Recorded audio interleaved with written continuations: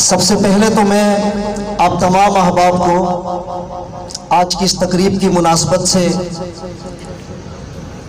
कायदे इनकलाब शेखुल इस्लाम डॉक्टर मोहम्मद ताहिरुल कादरी साहब की सालगिरह पर मुबारकबाद पेश करूँगा। मोहम्मद इस्लाम साहब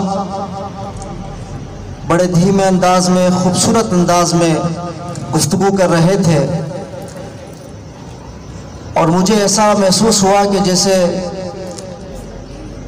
हमारे दिल की आवाज़ है कि जो वो बयान कर रहे हैं। पाकिस्तान को एक इस्लामी फलाही रियासत बनाना, पाकिस्तान को एक ऐसी रियासत बनाना, एक ऐसा पाकिस्तान बनाना जो कायदे आज़म का पाकिस्तान हो, और पाकिस्तान को एक ऐसा मुल्क बनाना कि जो हज़रत अल्लामा इकबाल के नज़दीक एक ऐसी जगह हो, एक ऐसा खित्ता अर्ज़ी हो कि जहाँ पर हम इस्लाम को नाफिज कर सकें, जहाँ पर एक ऐसा नमूना हम पूरी दुनिया को दिखा सकें कि जहाँ इस्लाम जारी और सारी हो। ये मेरे दिल की आवाज़ भी है, ये मोहम्मद इस्लाम साहब के दिल की आवाज़ भी है। यही ख्वाब सैयद मौदूदी ने देखा और यही ख्वाब डॉक्टर ताहिरुल कादरी ने देखा, और इसी ख्वाब की बुनियाद पर 25 मई सन 1989 को पाकिस्तान अवामी तहरीक की बुनियाद रखी गई। और उस वक्त से लेकर आज तक अगर कोई ये समझता है कि डॉक्टर ताहिरुल कादरी अपनी सियासी फिक्र या सियासी नजरिए से एक कदम भी पीछे हटे हैं, तो उसे ये बात समझ लेनी चाहिए कि डॉक्टर ताहिरुल कादरी अपनी किसी भी मसरूफियात की वजह से, कुछ भी मजबूरियों की वजह से, अगर उन्होंने अमली तौर पर सियासत से किनारा कशी इख्तियार की है तो ये उनका एक ज़ाती फ़ैल है। लेकिन ताहिरुल कादरी के ये बेटे जो साल हा साल से मुस्तफ़ी इनकलाब का ख्वाब देख रहे हैं, वो ना इस मिशन से पीछे हटे हैं, ना इस जिद्दोजहद से पीछे हटे हैं। और आज के दिन अगर हम अपने कायद की सालगिरह मना रहे हैं तो इस जज्बे के साथ, इस तजदीद अहद वफा के साथ कि कायद आपने जो ख्वाब देखा था मुस्तफ़ी इनकलाब का, हम मर जाएंगे, हम कट जाएंगे, लेकिन इस ख्वाब को पाकिस्तान की धरती पर शर्मिंदा ताबीर करके दिखाएंगे। और साथ ही साथ मैं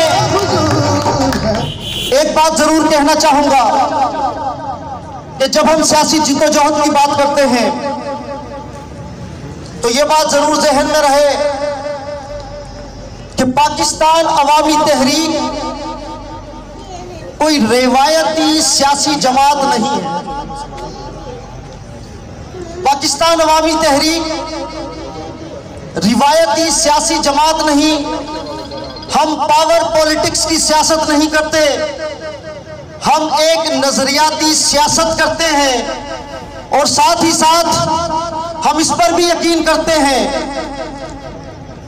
कि अपने कारकुनों के पैसे को, कारकुनों की मेहनत को खामखा जाया होने से भी बचाया जाए। पाकिस्तान अवामी तहरीक के पीछे, तहरीक मिनहाजुल कुरान के पीछे ना कोई सरमायादार है, ना कोई जागीरदार है। ये एक मुतवस्सित तबके की सियासी जमात है। एक बात जरूर कहना चाहूंगा इस मौके पर कि आप डॉक्टर ताहिरुल कादरी की जिंदगी का मुताला करें। आज के दिन आप जरूर सोचिए कि एक शख्स झंग की सरजमीन से बाहर निकलता है, एक छोटा सा शहर, उसका बैकग्राउंड जागीरदाराना नहीं, सरमायादाराना नहीं, वो एक मुतवस्सित तबके से ताल्लुक रखता है मेरी और आपकी तरह के। लेकिन वो अपनी मेहनत से एक मिशन को लेकर आगे बढ़ता है, वो जंग से बाहर निकलता है, लाहौर पहुंचता है, वो लाहौर से बाहर निकलता है, पाकिस्तान के गली गली कूचे कूचे में पहुंचता है, फिर पाकिस्तान से बाहर निकलता है और दुनिया के 90 से ज़ायद ममालिक में अपनी तंजीमात को कायम करता है। वो ऐसे इदारों की दाग पेल डालता है जो सिर्फ पाकिस्तान में खिदमत अंजाम नहीं दे रहे।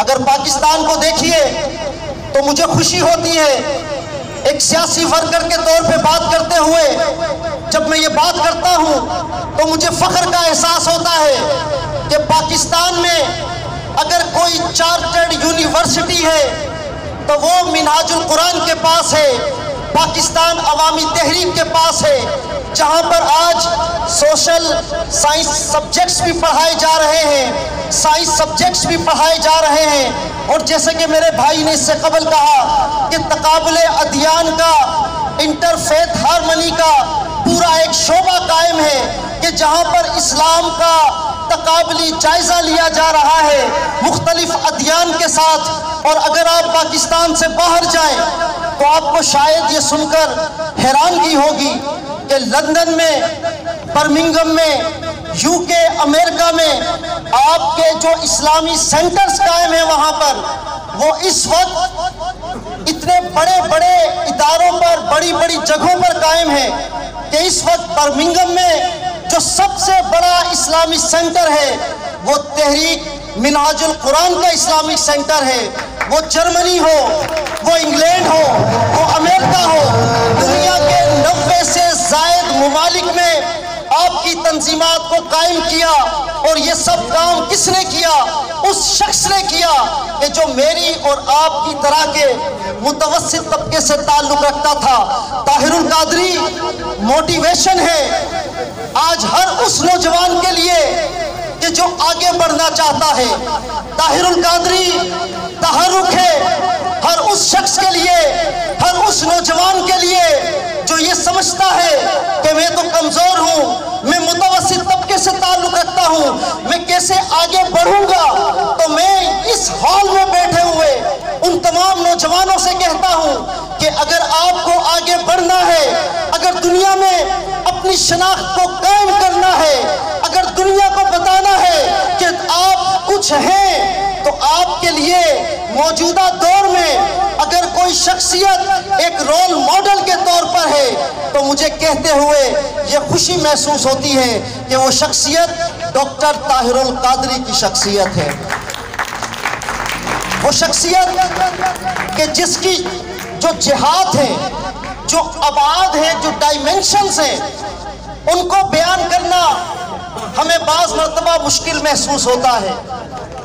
कि जैसे कि अभी मोहम्मद इस्लाम साहब फरमा रहे थे कि एक तरफ आपकी कुरान पर खिदमत है, कुरानिक इंसाइक्लोपीडिया 8 जिल्दों पर मुश्तमिल कि जिसमें सिर्फ कुरान मजीद के मज़ामीन को एक जगह पर जमा किया गया है।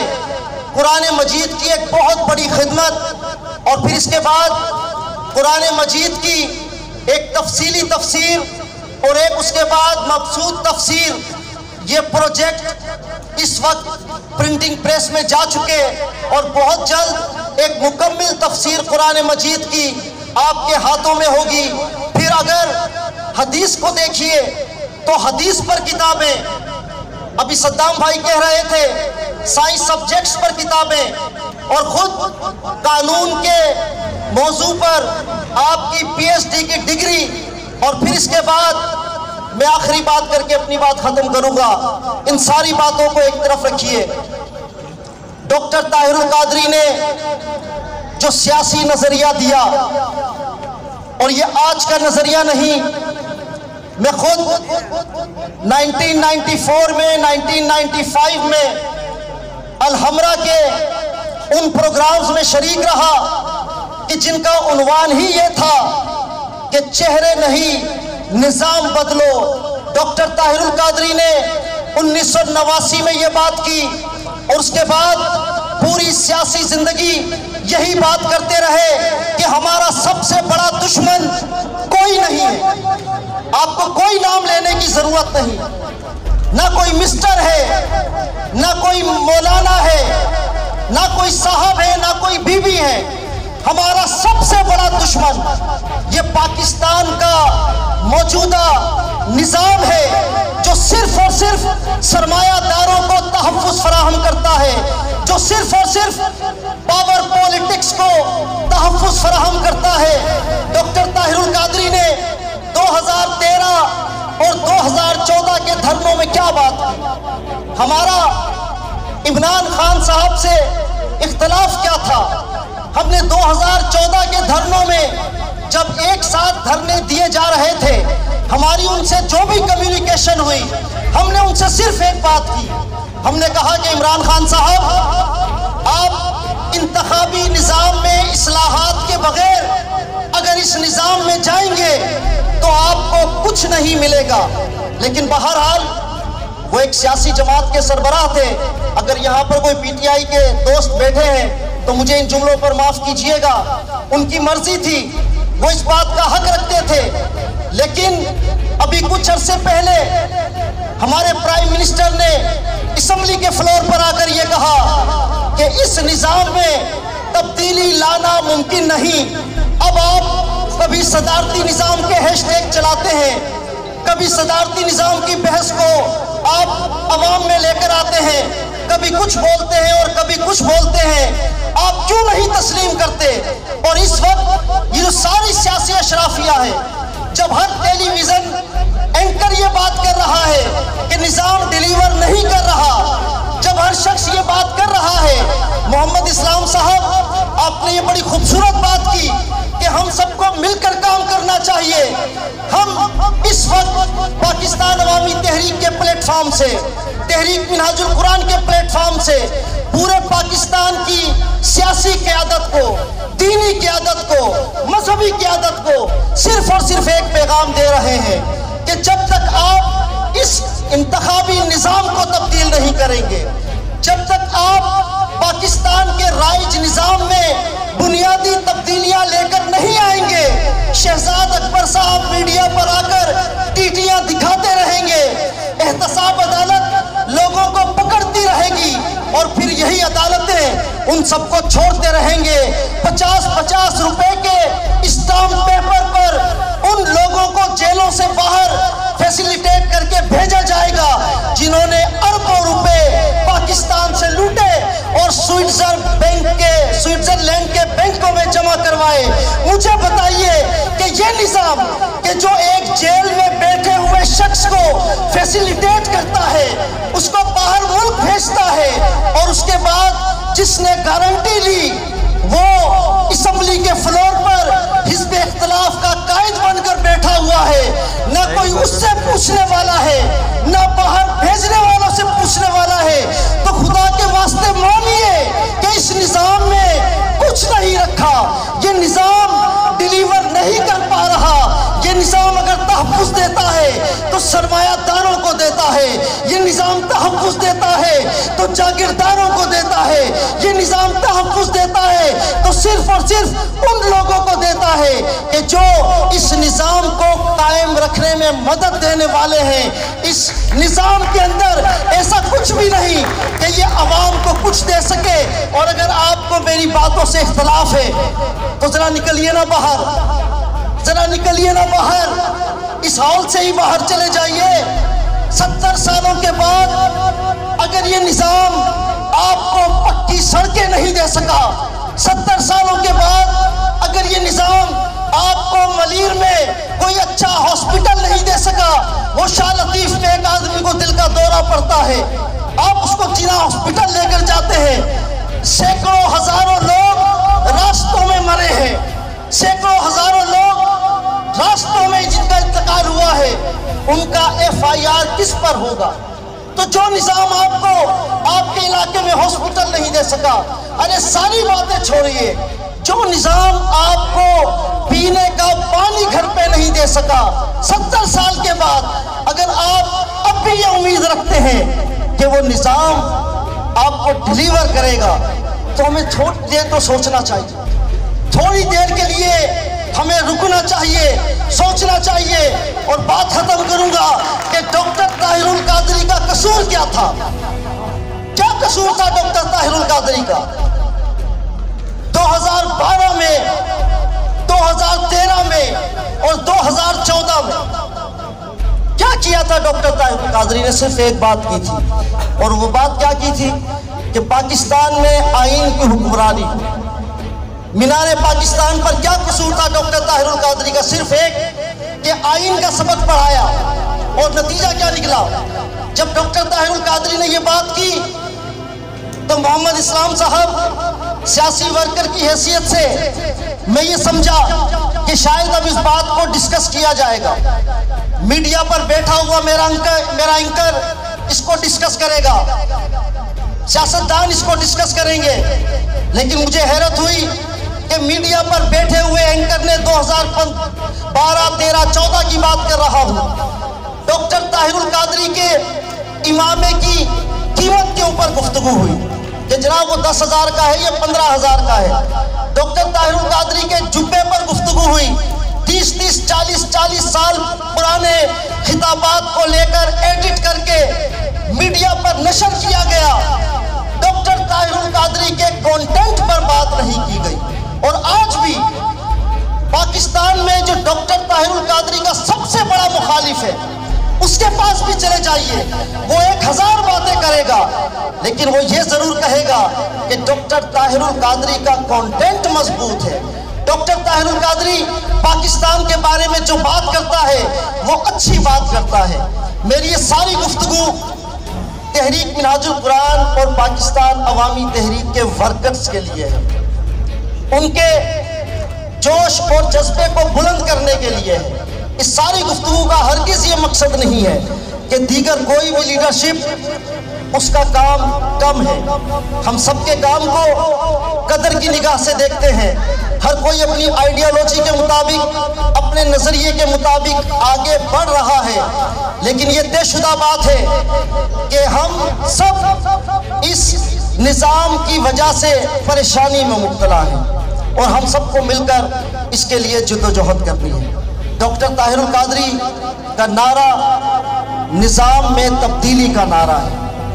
डॉक्टर ताहिरुल कादरी का नारा पाकिस्तान में इस्लामी फलाही रियासत को कायम करने का नारा है। आज के दिन यहाँ जितने लोग बैठे हुए हैं जिनका ताल्लुक पाकिस्तान अवामी तहरीक से है, तहरीक मिनहाजुल कुरान से है, मुस्तफ़ी स्टूडेंट मूवमेंट से है, मिनहाजुल कुरान यूथ लीग से है, वेमेन लीग से है, मैं उनको मुखातिब इस वक्त खास तौर पे करना चाहूँगा कि क्या हमारा सिर्फ ये काम रह गया है कि हम डॉक्टर ताहिरुल कादरी के फजाइल बयान करते रहें? क्या हमारा सिर्फ ये काम रह गया है कि हम डॉक्टर ताहिरुल कादरी के बारे में, उनकी खिदमात के बारे में लोगों को बताते रहें? क्या इस सालगिरह का भी ये मकसद है? तो हरगिज़ ऐसा नहीं है। बस आखिरी बात करके बात खत्म करूंगा। मैसेज देकर जाना चाहता हूं आपको, और वो मैसेज क्या है? वो मैसेज ये है कि अगर आपको डॉक्टर ताहिरुल कादरी से मोहब्बत है,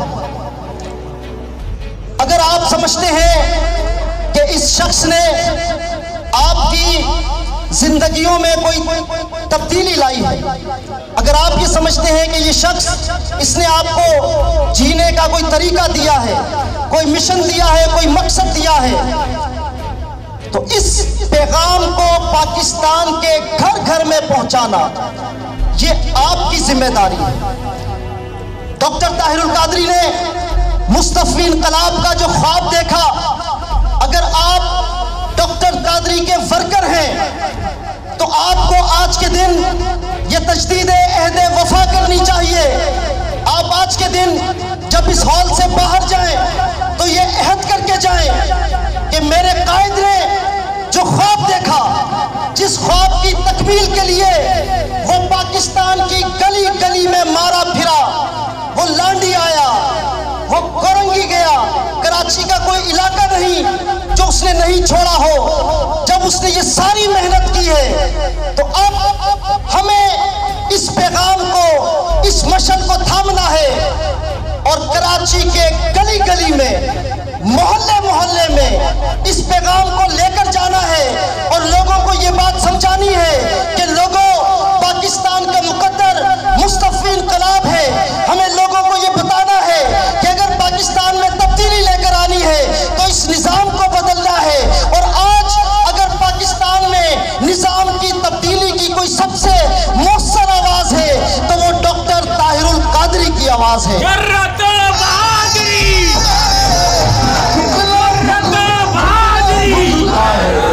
दुनिया जिस पे मर मिटे, दुनिया जिस पे मर मिटे, निज़ाम बदला जाएगा, निज़ाम बदला जाएगा। जीवे जीवे जीवे जीवे जीवे जीवे जीवे जीवे जीवे जीवे जीवे जीवे हम बेटे किसके, हम बेटे किसके, जान जवानी दुनिया में तानी, जीवे जीवे। अल्लाह ताला ने कुरान मजीद में इरशाद फरमाया, इन्नल्लाह ला युगय्यिरु मा बिक़ौमिन हत्ता युगय्यिरु मा बिअनफुसिहिम, कि अल्लाह ताला किसी कौम की हालत को नहीं तब्दील करता जब तक कि वो खुद अपनी हालत को तब्दील ना करे। हमें अपनी हालत को तब्दील करना है, उसके लिए मेहनत करनी है।